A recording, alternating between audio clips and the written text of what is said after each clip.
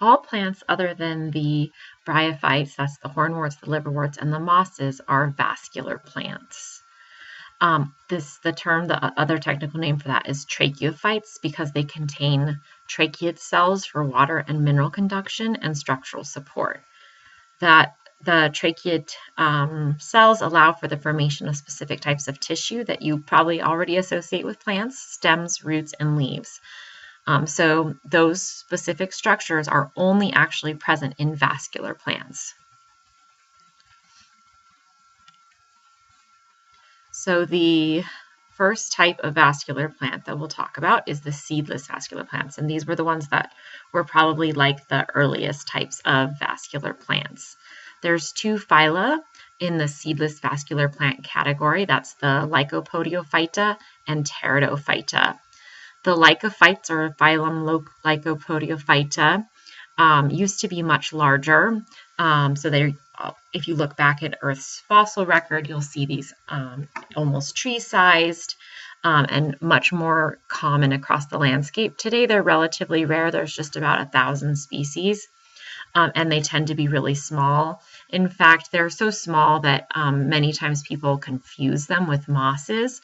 But remember that even if they're tiny, so you don't have any perspective in this picture, but this is actually really small. So think about like a little bit off of the forest floor.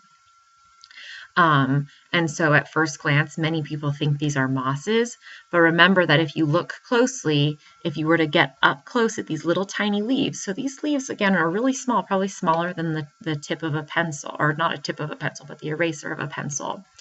If you were to look at those leaves really, really closely, you would actually see veins and other evidence that it's actually a true leaf, that it has vascular tissue. If you were to feel this part of the leaf, or sorry, this part of the plant, this part would feel rigid and hard, not like the soft, flexible feeling that you have if you try and bend moss. So again, these are really small today, but they actually have the characteristics of vascular plants, not mosses. The other phylum that's part of the seedless vascular plant group is the phylum Pteridophyta, or the Pteridophytes. These are much more familiar to people generally. The common name for many of them is the ferns, and so this is a classic fern here. And kind of taking on the classic shape that ferns take, we call this a frond. So this whole structure is oftentimes referred to as a fern frond. And then these little parts here are the leaves, okay? One that's more unusual to people is what I have pictured here. This is a horsetail. That's its common name. The scientific name is Equisetum. And they are not that big of a group, but I like to highlight them because actually they do grow in Aurora. You'll find them along creeks in Aurora. So if you look carefully next time you're walking along Sand Creek, especially common in Sand Creek, you will see these, and if you were to pick one, you'll see that they have a really distinctive feel to them. They're sometimes also called puzzle plant by the local naturalists. Kids like them because you can break them into pieces and stick them back together where these little joints are.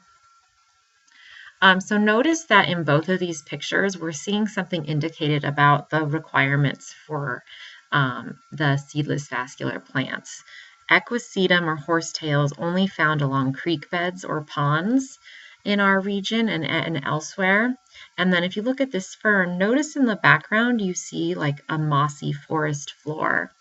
So both ferns and horsetails and Lycopodiophyta all still are limited to moist areas. Even though they have roots to pull water from the soil, there's going to be other reasons why they're ecologically limited to moist areas. So again, remember that the key innovation here for these plants is the vascular tissue, and the three sort of characteristic organs is what they're sometimes called. So these are plant organs. Stems, roots, and leaves are all characteristic of vascular tissue and of the vascular plants. So stems are responsible for water flow, and they also have the leaves and sporangia branch off of them. They contain tissue called phloem and xylem. Those contain the tracheate cells I mentioned earlier, and a special molecule called lignin. And together, these tissues work to provide water movement. So this moves water from one place in the plant to another, so from the roots to the tip of the plant. They also provide important structural support. So this holds the plant off the ground, right? So we could also think of this as resisting gravity. So this is a big advantage for the vascular plants. Again, they're able to access water from the soil, so they don't have to have water splashing onto their tissues to get water. It also allows them to be bigger. So again, they don't have to absorb water from the environment, so they can have parts that are not getting splashed on. It also allows them to just get bigger because of this structural support and the ability to resist gravity and still get light. So remember, they have to be able to get light. So if they flopped onto the ground without any structural support, then they wouldn't be able to get that light. So having stems allows them to kind of push up and get that light. Roots are another plant organ. These are specialized particularly for the movement of water from the soil. They're also important for getting minerals from the soil. So this is things like nitrogen, potassium, phosphorus are the three biggies. NPK, nitrogen, phosphorus, and potassium are the big three. But other minerals as well, like iron and all that good stuff. So again, the benefit here is they're really able to not only rely on water getting splashed onto them. They can pull water from a reservoir in the soil. This also anchors them, so it has an anchoring function as well. And then the third vascular plant organ are the leaves, and leaves have a direct photosynthetic function. So they because of the vascular tissue, the leaves can get bigger, and so you get more photosynthesis.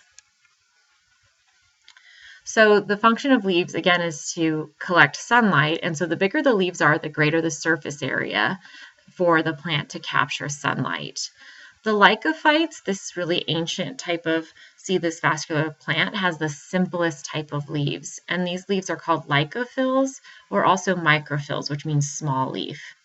The pteridophytes and other vascular plants after them that evolved after them have leaves with extensively branched veins.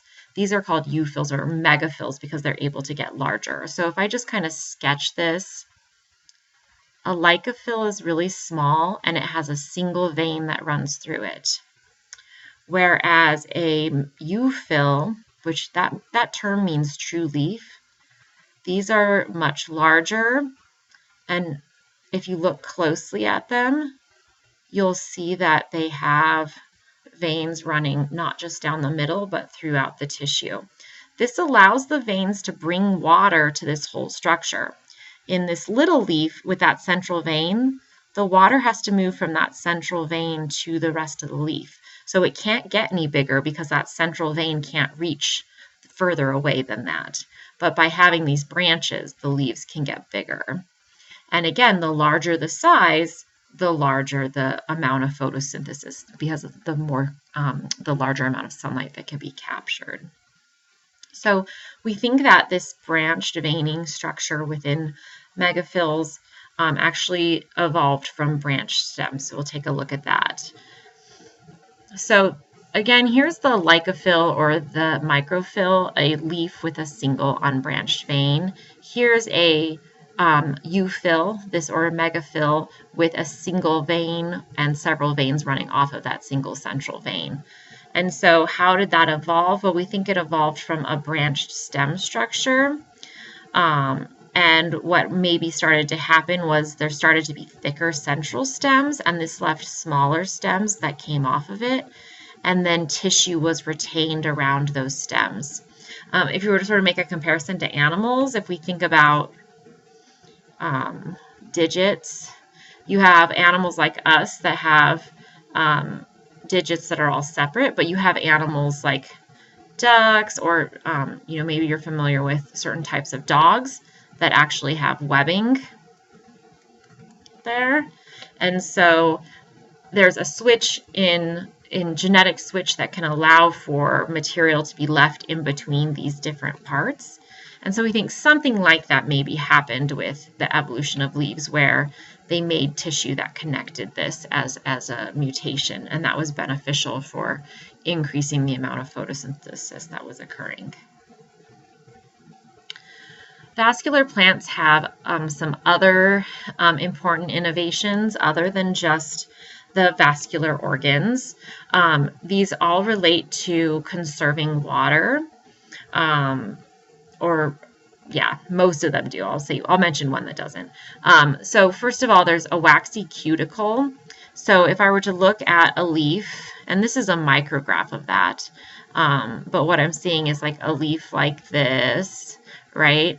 Coating the whole surface of the leaf is this waxy cuticle. So if you've ever touched a leaf, which I hope you have, it feels smooth against your fingers. That's the wax. It actually secretes a wax substance that helps hold in moisture.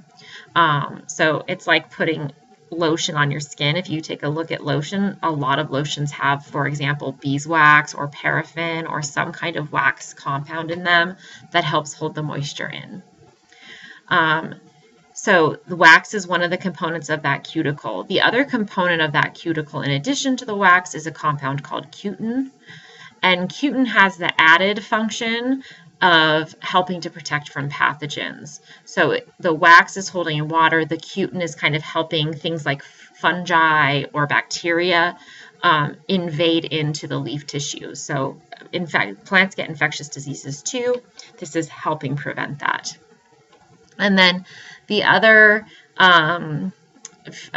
trait that we start to find now in the vascular plants are stomata. So stomata are pores. So they're openings that can close or open. And what they do is they allow the movement of gases. So when it's open, it's letting CO2 and O2 exchange. And maybe you remember this from when you learned about photosynthesis, right? Plants are always wanting to keep CO2 high and O2 low in order to optimize photosynthesis in the leaves. And so when the stomata are open, it's encouraging CO2 coming in and O2 going out. But if it's hot out, the plant makes an opposite decision. It goes ahead and closes those stomata, and that's to prevent the movement of water vapor, because the pores can also let out H2O in its gaseous form.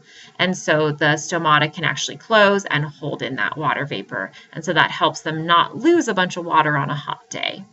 There's consequences to that, so you may remember that the photorespiration that plants experience due to this, but it does help them conserve water.